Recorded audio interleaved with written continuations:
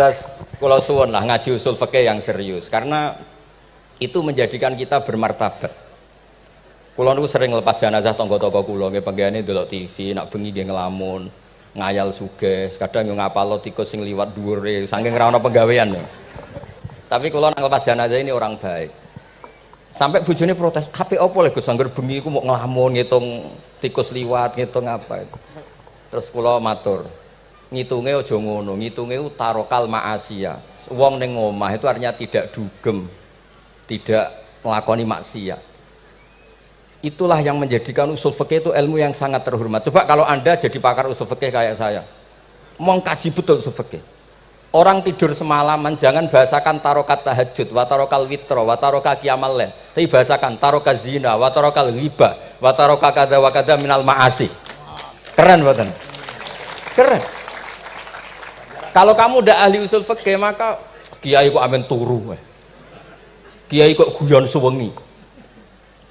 Lu kiai guyon suwengi itu melawan, kiai itu ustaz juga manusia, karena bengi itu ya kepengen nonton, tapi kan buatan pantas. Akhirnya korbannya santri ini dijak guyon gak jelas. Lah apel neng rodo ya ora pantes. Ngelawan nafsu itu berat, caranya ya dilalek-lalekno guyon itu. Lah muga-muga malaikat kabeh ahli usul fikih nganggep ngono iku perlawanan terhadap keinginan apa maksiat. Malaikat ngaji ora. Makanya itu disebut di kitab usul fikih Tanghubul Usul itu izma min mubahin illa wa yatahaqqaqu bihi tarku haramim ma. Fa yalzamu minas sukun tarkul qatli wa minas sukut tarkul ghibah.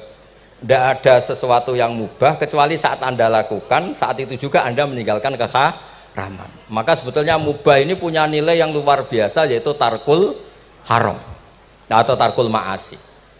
Jadi sawangane sampeyan nang omah kukar-kukur, mlebu metu, kukar-kukur meneh, mlebu metu, bariku turu angop, ngorok. Nah, semoga malaikat ini al-usuli sehingga ngitung itu hadza tarokal ma'asiya kullaha. Hebat. Ini orang yang tinggal napa? Maksiat. Tapi nak malaikat itu jenis rada ekstrim. Alumni kempek suwengi ra tahajud ora witir ku alumni opo? Mulane kalau niku ngaji usul fikih terus supaya diperdengarkan ke malaikat. Supaya teorinya pakai usul napa? Fikih. Jadi kalau melihat kita melakukan mubah niku dihitung tarkul napa? Ma'as. Nah, ini pentingnya ngaji.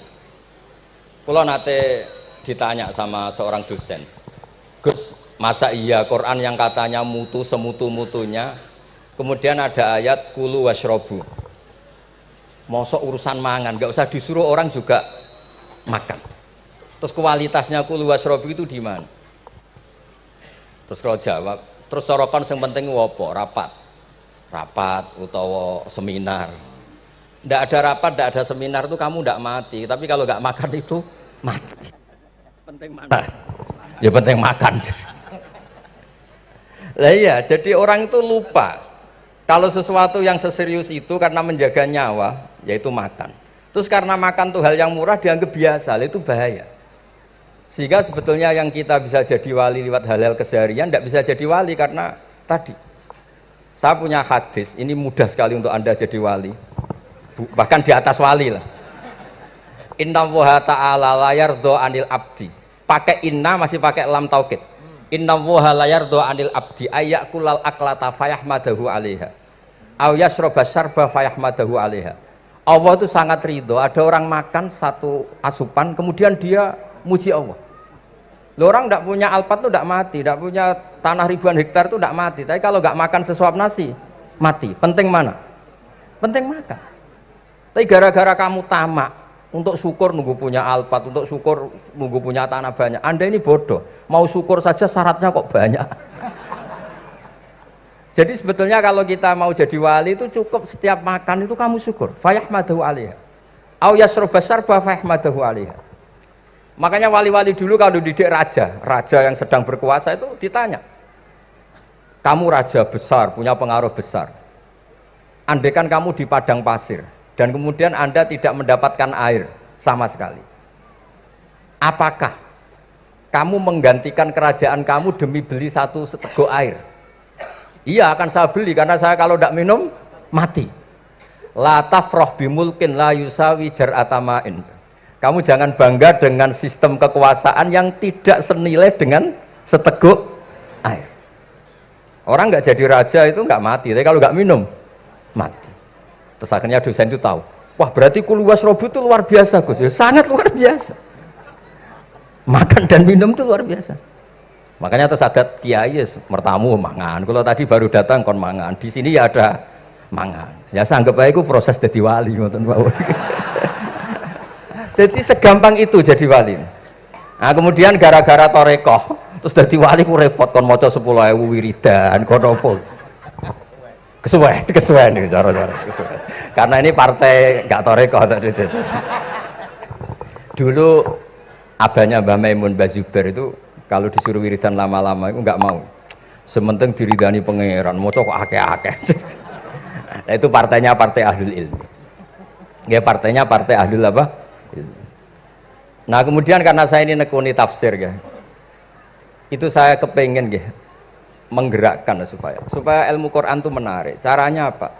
Cari sisi ekstrimnya. Kalau bolak-balik, kenapa sih orang nggak janggal itu udah iskal. Quran itu kan kalamu Allah. Salah lagi Quran itu kalamu Allah. Masa iya Allah yang Tuhan kemudian ngendikan iya kana butuh iya kanas tai. Kepadamu aku menyembah. Masa Allah ngendikan gitu pada kekasihnya Nabi Muhammad. Padahal Allah itu al-ma'bud bukan abid. Allah yang disembah bukan yang menyembah. Semua ahli tafsir, saya bukan bilang sebagian, semua ahli tafsir pasti ngendikan begini. Wa yuqaddaru qabla qaulihi ta'ala iyyaka na'budu qulu. Sebelum iyyaka na'budu itu ada kata yang disimpan yaitu qulu. Jadi iyyaka na'budu itu betul ngendikannya Allah, cuma sudah dikasihkan Jibril kepada umatnya Rasulullah. Jadi Jibril bilang gini ke Rasulullah Muhammad, qul iyyaka na'budu. Kemudian Nabi juga bilang ke umatnya qulu iyyaka na'budu. Jadi ini kalam Allah yang sudah milik kita. Nah berhubung milik kita, kita sah mengatakan iya karena kalau tidak janggal, masa iya Allah berdoa ihdinas siratal mustaqim, tunjukkan kami jalan yang benar. Lah kalau ihdinas siratal mustaqim kalam Allah berarti kan Allah yang berdoa. Nah, sehingga semua tafsir bilang sama, wa yuqaddaru qabla qauli ihdinas siratal mustaqim qulu. Nah, terus ada mufassir lain bilang jangan mulai iya karena butuh ya semuanya, mulai bismillah, qulu bismillahirrahmanirrahim. Masa iya Allah sendiri yang bilang bismillahirrahmanirrahim. Nah, dengan tafsir seperti ini terus kita akhirnya lagi-lagi kembali ke usul fikih, kembali ke balaghah, kembali ke nahwu.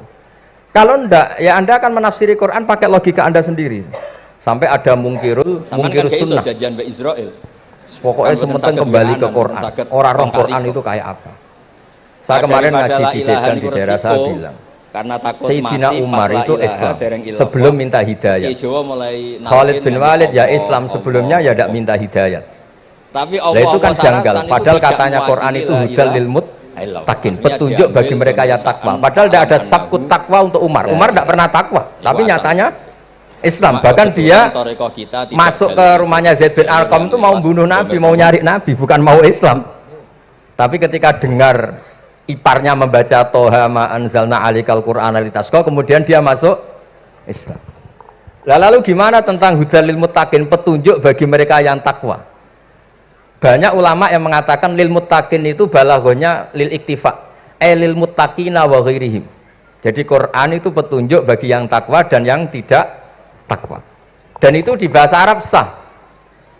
Di bahasa Arab sah. Misalnya gini ya, kalau sampean punya ponakan dolan, cong-cong nang mangan. Ya maksudnya ya mangan mbek ngombe, mangan tok seretan mati kan. Itu kan satu paket. Sarobila taqikumul harra wal barda. Pakaian yang melindungi dari panas, di situ nggak disebut wal barda, tapi artinya juga wal barda. Karena kalau tidak diartikan lil iktifa, nanti Quran itu memberi petunjuk bagi yang sudah muttaqin, corong doang nguyai segoro, wis takwa kok. Nah ini kita butuh ahli tafsir yang al-usuli. Karena itu yang menjadikan Quran punya kualitas lagi. Seolah lagi punya kualitas lagi. Kalau ndak, Quran tuh kayak biasa-biasa saja, kayak tadi kulu wasrobu kayak dan seterusnya dan seterusnya. Jadi kalau suwun barokahnya hormat sama orang alim kados Ki Akil, Ki Siras dan tenaga keluarga mriki. orang menghidupkan logika ilmu lagi. Jadi kalau seneng lah nak dalam Gusmus ahli ilmu boten krono niat fakir boten. Biar sampean ngerti lah kalau ngadepi ahlul ilmi itu pun boten level. Ahlul ilmi itu kalau punya logika itu tidak bisa dibantah. Saya beri contoh sekian contoh yang nyata yang diajarkan Rasulullah SAW. Nabi itu pernah mau dipermalukan orang karena Nabi ngendikan la adwa wala tiarata, tidak ada penyakit menular. Terus ada orang iseng kok onta yang kena kudisen itu dijejerkan yang waras ikut kena kudisen.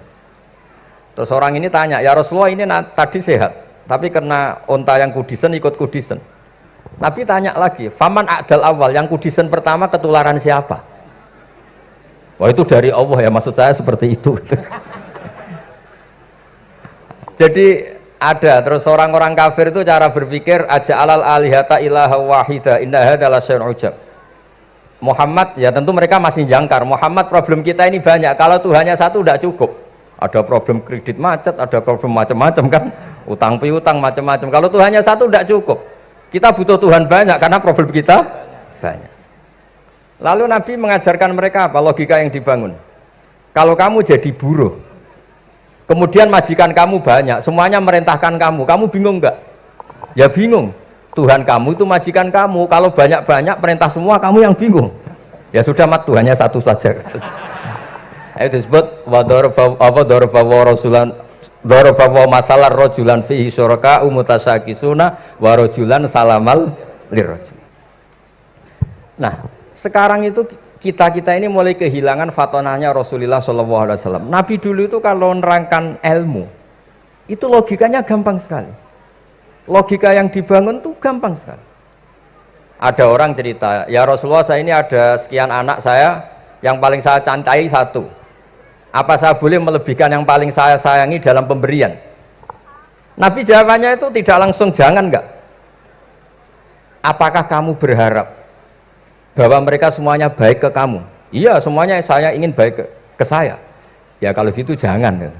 Kan tidak fair kita mengunggulkan yang satu, melebihkan yang satu, sementara kita berharap semuanya baik. Itu tidak fair kata Nabi. Jadi dulu Nabi itu terus ini yang cerita fikih. Dulu Ahlul Madinah itu mangga itu masih pentil sudah dijual. Pentil dijual harganya 2 juta. Masa iya pentil harganya 2 juta? Karena dengan asumsi sudah jadi mangga. Tapi ketika Nabi datang di Medina dan penduduk Medina itu abkhosna sikailan, orang paling buruk dalam pertimbangan dalam jual beli. Nabi cara ngendikan itu unik. Aro'aitum lau anna waha yamna'us samra fabima yastakhillu ahadukum mala akhi. Kalau pentil ini ternyata kena angin terus kemudian tidak jadi buah, lalu kamu nerima uang 2 juta itu atas nama apa? Atas nama beli pelem, nyatanya belum jadi mangga. Mosok kalau pentil seharga 2 juta. Semenjak itu terus Ahlul Madinah sadar kalau jual buah itu nunggu ba'da buduwi solahiyah, setelah samroh ini berbentuk. Tapi Nabi tetap ngendikannya pakai logika. Nah sekarang banyak kiai yang sidik-sidik neraka, sebenarnya Nabi itu ngajari logika. Ada pemuda dia itu hipersek, mau masuk Islam tapi tetap boleh bebas. Saya ini ingin Islam tapi jangan larang seks bebas. Wah itu sahabat semuanya melarang ketemu Nabi karena ini ngawur betul, masa pamit Islam kok. Tapi setelah gaduh, Nabi tanya, kenapa gaduh? Ada pemuda mau masuk Islam tapi yasta'izinu fi zina, dia minta izin supaya tetap boleh zina. Kata Nabi, suruh ke saya ke sini. Setelah datang di depan Rasulullah, logika yang dibangun Nabi itu luar biasa. Atuhibbuhu li bintik. Kamu suka punya anak putri kemudian jadi demenannya orang laki-laki hidung belang. Ya enggak, saya bunuh orang itu. Andaikan itu ke ibu kamu, saya bunuh orang itu. Atuhibbuhu li bintik, atuhibbuhu li ummik, atuhibbuhu li ukhtik, atuhibbuhu li kholatik. Kamu suka punya anak putri yang jadi demenannya orang? Ya tidak suka ya Rasulullah. Kamu suka kalau punya ibu didemeni orang banyak? Ya tidak suka Nabi. Sampai otaknya itu yastakbihu zina, sehingga otaknya itu wah zina itu buruk betul. Akhirnya ya Rasulullah sudah saya mau se-Islam tanpa zina-zina.